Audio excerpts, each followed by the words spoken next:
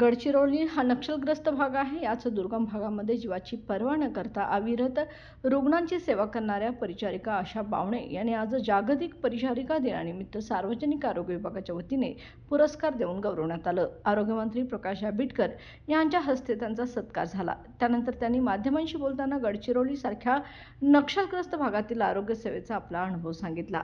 नमस्कार सर्वांना। आज 12 मे फ्लॉरेन्स नाइटिंगेल दिवस। सर्वांना माझ्याकडून नर्सेस बंधू भगिनींना नमस्कार आणि हार्दिक शुभेच्छा। मी आशा बावणे, जिल्हा रुग्णालय गडचिरोली असिस्टंट मेट्रन या पदावर कार्यरत आहे। तरी आजचा दिवस हा खूप मोलाचा आहे माझ्यासाठी आणि ही माझ्या केलेल्या कामाची मला पावती मिळालेली आहे। माझ्या सर्व्हिसचा कालावधी 28 वर्ष पूर्ण झाला असून आदिवासी क्षेत्रात गडचिरोलीमध्ये 22 वर्ष सेवा दिलेली आहे आणि खूप डीपमध्ये जाऊन भामरागड शिरोंच्या इथपर्यंत जाऊन 1997 मध्ये काही सुविधा नसून त्या काळामध्ये मी सेवा दिलेली आहे आणि त्या सेवेचंच मला खूप मोलाची हे गिफ्ट मिळालेलं आहे। 11 सप्टेंबर 2024 मध्ये सुद्धा मला नॅशनल राष्ट्रपती पुरस्कार राष्ट्रपती माननीय द्रौपदी मुर्मूजींच्या हस्ते सुद्धा मला फ्लॉरेन्स नाइटिंगेलचा पुरस्कार मिळालेला आहे 24 मध्ये। तरी हे माझ्या मेहनतीचं फळ आहे। मी त्या भागामध्ये अनेक कार्य केलेले आहे। नॅशनल प्रोग्राम, पल्स पोलिओ, डायरियाचा प्रकोप आलापल्लीला झाला त्यावेळेस खूप मृत्युमुखी पण पडले होते। 2003च्या दरम्यानमध्ये आमची गडचिरोलीमधून टीम गेली आणि तो प्रकोप आम्ही खूप नियंत्रणात आणला, डायरियाचा प्रकोप, आणि एकही मृत्यू होऊ दिलेला नाही। आणि सातत्याने आम्ही तिथे आलापल्लीला 15 दिवस तिथे मुक्कामी राहून आम्ही सेवा दिलेली आहे। अनेक कार्य केलेले आहे। HIV एड्समध्ये, क्षयरोग, फॅमिली प्लॅनिंग प्रोग्राम, लसीकरणमध्ये, वॅक्सिनेशन, कोविडमध्ये तर ड्युटी केलेली आहे। अनेक कार्यक्रमामध्ये मी सहभाग घेतला आहे आणि त्या कार्यक्रमाचंच मला फळ मिळालेलं आहे।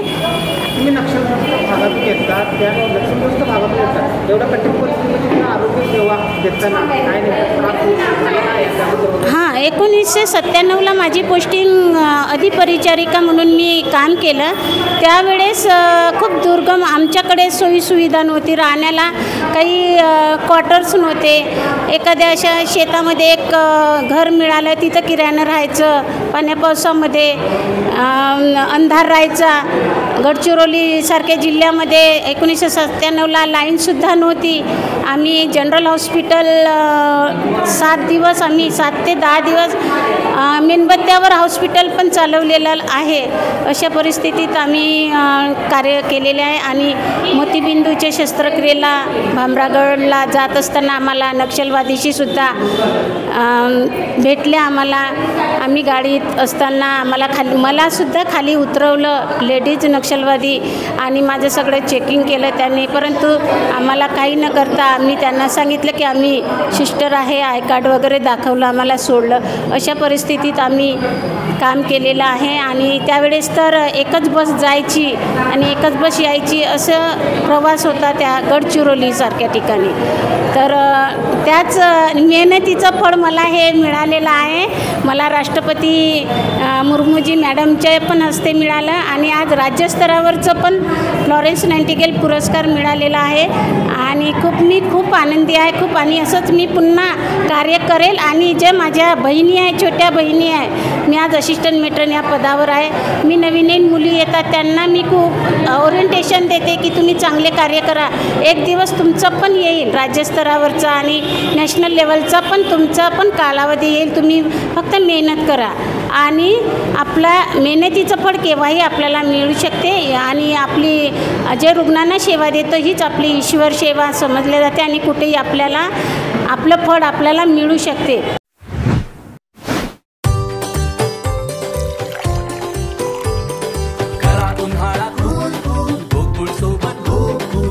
गोकुळ सोबत गो कूल।